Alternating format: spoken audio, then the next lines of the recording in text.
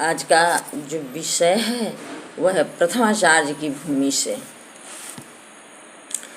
अर्धऊर्ध्व में योग है, जीव ब्रह्म में योग, यह रहस्य अति सूक्ष्म है, तत्व तत्व में योग।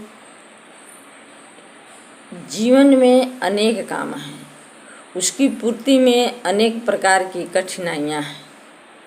जीवन में समय कब मिलेगा इसका कोई निश्चय नहीं है। संसार कभी पूरा नहीं होता। प्रतिदिन आशा की फांसी गले में लगी रहती है। न हम अपने को समझते हैं, न अपने कर्तव्य ज्ञान को ही जान पाते हैं। इस अंधकार के युग में हम क्या करें और क्या नहीं करें, ऐसे कहते सोचते जीवन बीत जाता है। हम बार बार सुनते समझते आए हैं कि अपनी संकट में मेरा अपना कर्म है, प्रारब्ध है, जीवन की परीक्षा है, यह कह करके उस भगवान को स्मरण करते हैं। उसके आत्मा को उसके अलावा दूसरा कोई आधार नहीं, दूसरा कोई चारा नहीं। प्रभु अदृश्य हैं, योगी जन उन्हें अनुभव में देखते हैं। ऐसे सर्वव्यापी ईश्वर से मेरा कौन भाव छिपा है, जिसके लिए अपनी भावना उसके सामने दोनों काल व्यक्त करूं? तो ये सभी प्रश्नों का एक उत्तर है। वह हम सभी का जो प्रश्न है कि ईश्वर सब कुछ जानता है, सब कुछ देख रहा है, तो दोनों काल पूजा के समय हम उनसे क्या प्रार्थना करें, अपना दुख सुख क्या उनसे कहें, वे सब कुछ जानते हैं।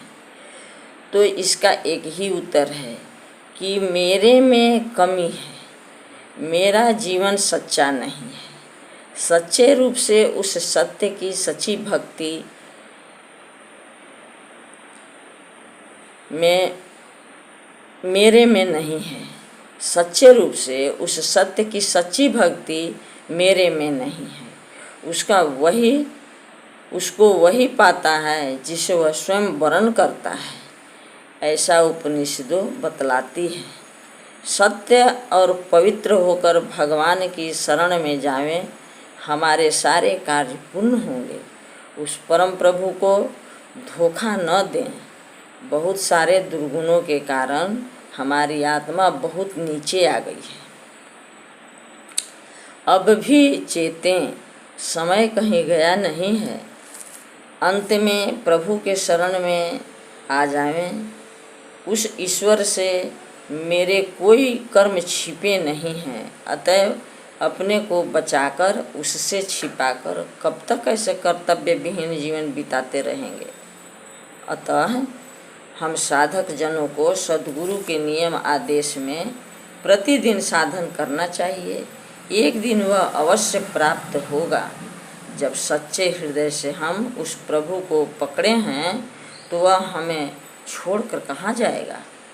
आप अपना कोटि का जिसका उपदेश मिल चुका है, उसका श्रद्धा और प्रेम से नियम पूर्वक पालन करें। हम सभी सदयुक्ति सद्भेद से उसकी शरण में अंतर में गोता लगावें। इसी में सर्व कल्याण निहित है, जो आपको सदैव अनुभव प्राप्त होगा। यही समय की सार्थकता और आध्यात्मिक उन्नति है। बोलिए सद्गुरुदेव की जय।